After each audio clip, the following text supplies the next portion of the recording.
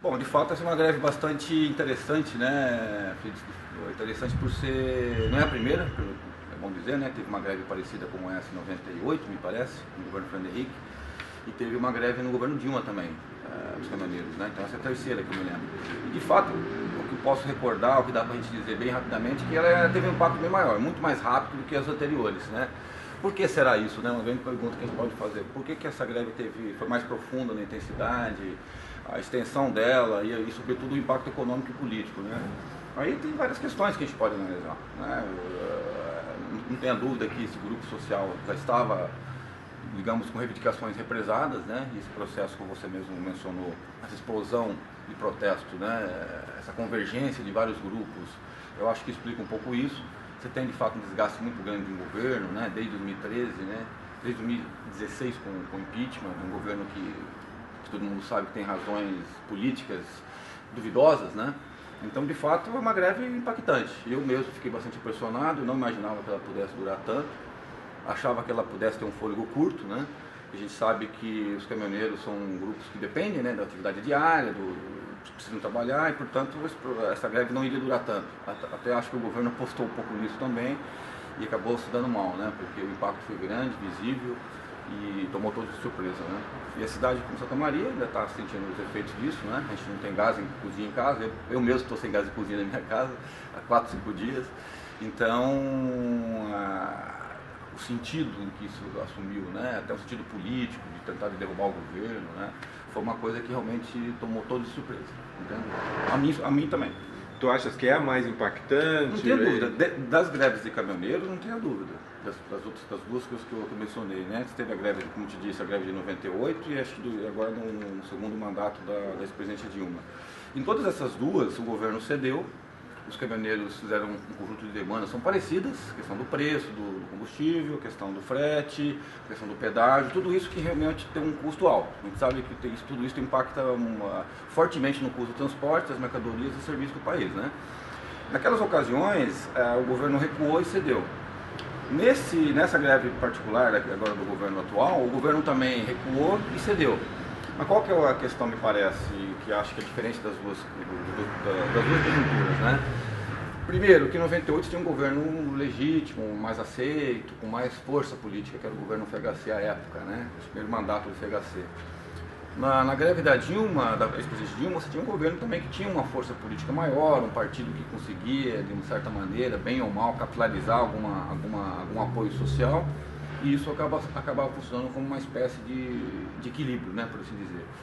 Hoje você tem um governo bastante fraco do ponto de vista político, né? Você tem de fato uma dificuldade muito grande de autoridade política. O que é autoridade política? Um governo que consiga ser respeitado, consiga ser, que eu sempre digo nas minhas aulas, né? Que a gente sempre diz nas aulas de ciência política, né? Relação governo e sociedade, governantes e governados, né?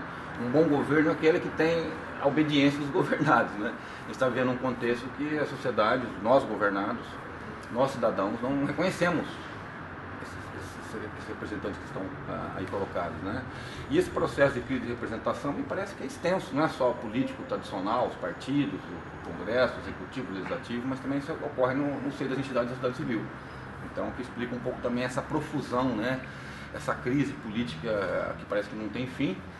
E no caso dos caminhoneiros em especial, né, que é um grupo que tem uma importância política, né? A gente está vendo isso, acho que pela primeira vez na história do Brasil, um grupo tão desorganizado, né? Diferentemente de um sindicato como o Sindicato de Professores, que tem uma organização física, tem uma história de luta, é um sindicato mais tradicional como este aqui. O Sindicato dos Caminhoneiros dificilmente teve uma visibilidade política como teve agora. Então, eu acho que me parece que esse grupo social veio para ficar, né? Não tenha dúvida que os próximos governos terão que negociar com esses grupos. É claro que tem uma questão importante aí que precisa ser dita, que é a política energética da Petrobras, a política de preços. Ela mudou radicalmente de 2016 para frente. Todo mundo sabe que a política de preços, na época dos governos petistas, era uma política de preços controlada. Havia um represamento do preço, mas ao mesmo tempo o preço ficava abaixo em função de uma decisão política, né? Sabendo que o preço do combustível impacta na inflação, então havia uma decisão política de deixar o preço represado. Embora isso surtisse muitas críticas, né, da parte do mercado financeiro e dos acionistas da Petrobras. E o governo de 2016, uma das primeiras medidas do governo atual, foi de mudar radicalmente a política da política de preço da Petrobras. E a consequência é um pouco essa, né? A política de preço tornou-se uma política de preço mais flexível, aberta para o mercado, os preços de fato estão flutuando livremente, né? Porém, isso foi bom para a Petrobras, para a lucratividade dela, ela recuperou o seu desempenho financeiro, mas do ponto de vista do consumo, do ponto de vista dos preços, houve uma explosão de preços num contexto econômico de desemprego alto, né? Inflação baixa, é verdade, mas uma economia ainda em recessão, por assim dizer. A economia não está em trajetória de crescimento, né? A economia brasileira não está em trajetória de crescimento e de recuperação, como o governo até esperava e gostaria que fosse. Então, juntando todo esse contexto político, econômico, social, moral que está vivendo no Brasil, de uma crise já de 4, 5 anos, né? É o que explica um pouquinho, digamos, que ajuda a gente a entender como que essa greve teve um impacto tão rápido e tão profundo em tão pouco tempo. Claro, são 8 dias, 9 dias já de greve, mas em 5 dias a população já estava sem abastecimento, né? Diferentemente do que foi em 98, diferentemente do que foi na greve, a última greve dos caminhoneiros, durante o governo da presidente Dilma. Então, isso tomou todos de surpresa, o governo e a sociedade. Eu acho que duas coisas, né, dos caminhoneiros. Eu acho que é um grupo que também está se organizando melhor, eu acho que estão experimentando um processo político, né? Todo mundo sabe que as entidades que existem, né, as entidades representativas, são entidades que nem sempre correspondem às demandas desses trabalhadores. Existe também, como eu disse aqui, mencionei rapidamente, uma espécie de crise de representação também nesses grupos, ou seja, na medida em que existem organizações formais, mas essas organizações de fato não representam os interesses, as demandas desses grupos. E por que isso? Porque no século XXI, né, no tempo que vivemos, os movimentos sociais rejeitam o formalismo, né, e tem como base, como característica básica, a organização por redes sociais. E é o que aconteceu um pouco também aqui no caso dos caminhoneiros, né? Os caminhoneiros também se fragmentaram, se dividiram, as entidades mais tradicionais tinham um diálogo com o governo, mas não tinham diálogo com as suas bases, e isso tornou-se um problema, a gente assistiu isso. Então, do ponto de vista dos caminhoneiros, houve uma radicalização muito grande, a radicalização essa que não era acompanhada pela cúpula das entidades. Muitas vezes as entidades tinham uma reivindicação mais econômica e alguns grupos também têm uma reivindicação política, ou seja, eles não querem apenas uma agenda econômica, resolver o problema do diesel, do preço, também querem ver o problema do governo, ou seja, querem tirar o governo. Então eu acho que essa cisão aconteceu e ocorre até no presente momento. Porque tem grupos que já estão pacificados na defesa do retorno ao trabalho, tem grupos que ainda querem uma radicalização e querem demandas mais radicais. Por exemplo, o governo ofereceu 2 meses de congelamento do preço do combustível. Tem grupos que querem uma política permanente de preço, né? Não uma coisa só de 2 meses, de curto prazo. Tem outras questões em jogo. E, sobretudo, a questão política. Então, da parte dos caminhoneiros, eu olho um pouco assim. Eu acho que houve uma fragmentação muito grande e uma radicalização, que escapou o controle das entidades. Isso é óbvio. E da parte do governo, acho que o governo também não negociou tão bem, né? O governo, você percebe pelo discurso, pela linguagem, pela postura, claro, um governo fraco, mas no primeiro momento um governo que negociou de uma maneira um pouco autoritária, né? Não teve uma postura incisiva de procurar as entidades. Me parece que o governo não negociou bem, né, essa situação. O governo esperou demais que essa coisa pudesse se resolver mais ou menos sozinha. Então eu acredito que a postura política do governo, um governo enfraquecido, foi uma postura política bastante problemática, na minha opinião. Claro, depois do domingo, né, o presidente veio à televisão, veio a público para anunciar que atenderia as demandas como forma de pacificação, né? Mas acredito eu que já era um pouco tarde demais, né? Os grupos já estavam radicalizados, como eu estava mencionando, e portanto me parece que a linguagem do governo acabou sendo uma linguagem que não vem atingindo a sociedade, não vem conquistando adesão. E isso é complicado, não é bom. Isso não é bom, porque o ideal é que houvesse um bom diálogo, né, da sociedade civil organizada com o governo, que é assim que faz qualquer país democrático. Quando tem uma crise, né, os grupos sociais organizados vão ao Estado e há uma negociação, e há uma intermediação de interesses, há uma negociação. E eu acho que isso que está faltando no Brasil, né, capacidade de diálogo.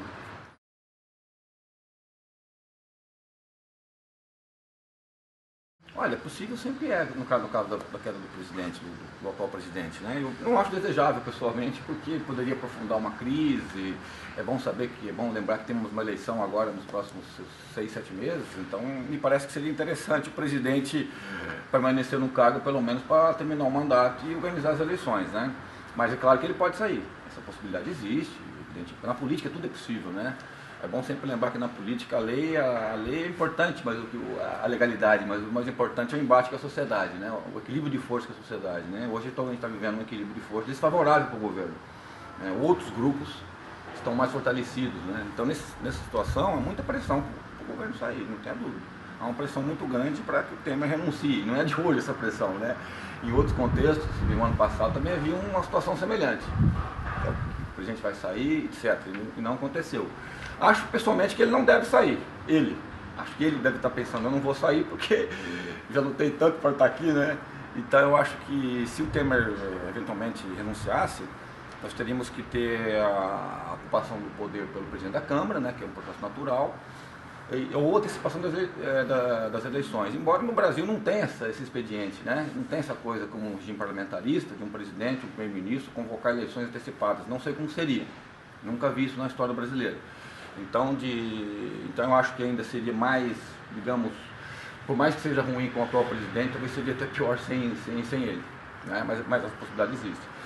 Sobre a intervenção militar, né, acho que é parte da mesma pergunta sua, né? Porque se há o risco de uma saída do presidente, pode também facilitar uma intervenção militar, né? Porque a gente sabe que no caso de 64, a intervenção militar ocorreu também pela vacância, né? Então é importante ter estabilidade política. Mas num contexto de crise, isso não é só em crise, mas num contexto de crise sempre vai aparecer, sempre há, né, tentativas de restauração da ordem. E os militares estão identificados com essa ideia da ordem, né? O regime militar de 64 e 85, por mais que tenha críticas à sua atuação, é um regime que tentou, né, estabelecer uma ideia de ordem no Brasil, uma sociedade organizada, uma estabilidade do Estado, da sociedade, e por aí vai. Então acredito que a sociedade vê uma crise dessa natureza, violência pública, corrupção, problema moral, né? A desordem social, a rebelião social que está vivendo no Brasil, todos esses comportamentos disruptivos, né, fazem com que a sociedade demanda alguma coisa de ordem. E aí vem os militares. Acredito que os militares não têm interesse, não têm projeto político de uma intervenção como foi em 64, porque as pessoas talvez tenham na cabeça a ideia de 64, né? Se uma intervenção restauradora, que pudesse recuperar os valores perdidos do país. A gente sabe que isso é complicado, né? Esse processo sempre é difícil, porque os militares hoje não têm uma agenda como tinha em 64, né? De combate ao medo do comunismo, da revolução, como foi no passado. Qual que seria hoje a principal razão? A restauração da ordem contra a corrupção, mas e depois? Né? Então é difícil. Eu, sinceramente, tenho acompanhado a crise, pelo que eu tenho visto, né? Até do ponto de vista dos militares como atores, eles têm manifestado que não há um interesse desses grupos de uma intervenção militar, né? Até porque os militares têm uma agenda própria hoje, né? A questão da defesa do país, a questão amazônica, de fronteiras, coisas que me parece que uma intervenção militar dessa natureza tem um custo político, social tão grande que eu acho que ia desvirtuar um pouco o projeto de defesa dos militares que tem para o país, né? Então me parece que é inviável a ideia de uma intervenção. Por mais que ela exista, e vou dizer para você, ela não ocorre quando só em crise. Às vezes, mesmo em épocas normais, porque a democracia está estável no Brasil, em pesquisa de opinião, mostra que as pessoas, por vezes, ainda preferem o regime autoritário.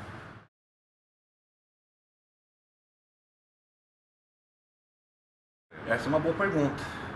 Alguns podem dizer que ela está enfraquecida e está em risco. Alguns podem dizer que ela sai enfraquecida, ou melhor, fortalecida. Por quê? Claro, a democracia forte, se ela é capaz de resistir às pressões, né? A democracia mais forte, se ela é capaz de resistir à crítica social, à crise da sociedade, e como é que ela vai sair disso? Pensando assim, uma greve, uma manifestação de caminhoneiros faz parte do processo democrático. A gente não tem que ficar espantado com isso, né? Pensando dessa maneira, ações, rebelião social, crítica ao Estado, crítica política, é parte do processo. Agora, a gente está vivendo um processo, isso é importante dizer também, né? A gente está vivendo uma situação que parece que saiu ao controle da política, né?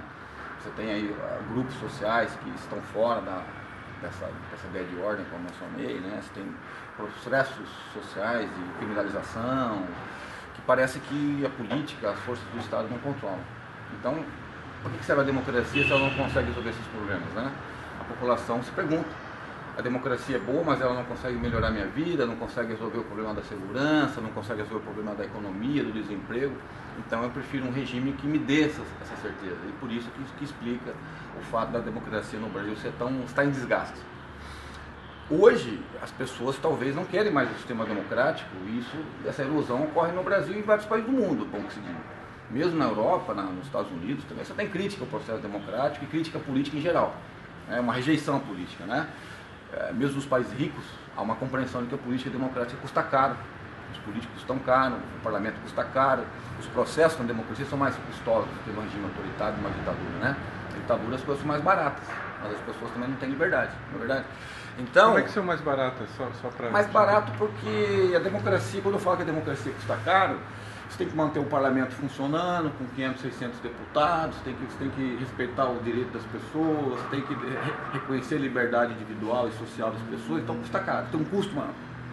A democracia tem um custo bem maior, né? Não só econômico também, mas também político, você tem que negociar com outros grupos. Agora mesmo, uma greve como essa, um regime autoritário, poderia utilizar da força sem nenhum tipo de temor, né? Um regime ditatorial. O regime democrático não pode usar da força, porque o custo é maior, seja um custo social, seja um custo político, seja até um custo econômico, né? Então, é nesse sentido que há uma crítica. Esse custo está sendo cobrado pela sociedade, né? Você vê muitas pessoas dizendo na televisão que tem que fechar o Congresso, né? Eu já vi, inclusive, empresários aqui da cidade mesmo dizendo que o Congresso Nacional custa muito caro, tem que diminuir o número de deputados, né? De 513 para 200 ou 300. E até pessoas que defendem fechamento total das câmaras municipais, fim de salário de vereador, de deputado, etc. Que é um absurdo. Tem que ter política, tem que ter políticos, tem que ter instituições políticas no Brasil. E fortalecer as instituições políticas, não enfraquecer, né? Então, o discurso que a gente vê às vezes é de fechamento do espaço político democrático, né? De fechar os partidos, de encurtar o tempo das eleições, de reduzir o tempo na televisão, reduzir o recurso dos partidos. Tudo isso é ruim, problemático, né? Porque a gente sabe que uma democracia sem partido, sem política, não é democracia. Então, o que está se vendo hoje no Brasil, no mundo, esse é um risco real. E a democracia como alguns estão dizendo, de uma democracia de baixa intensidade, né? Uma democracia restrita, sem partidos de oposição, sem movimentos sociais. Isso é perigoso, Isso pode sim ser uma coisa perigosa. E não só no Brasil. Na Europa, repito, tem governos autoritários na Europa hoje, conservadores, tem governos conservadores nos Estados Unidos e tem situações semelhantes também na Ásia. Não é? Então, a gente está vivendo uma situação que pode ser sim uma crise da democracia, mas não quer dizer que ela vai desaparecer. Não vou dizer aqui para você que ela vai desaparecer, mesmo porque não é o que eu quero ver, né? Eu não quero ver democracia nenhuma desaparecer no Brasil, muito pelo contrário, mas que é uma situação preocupante.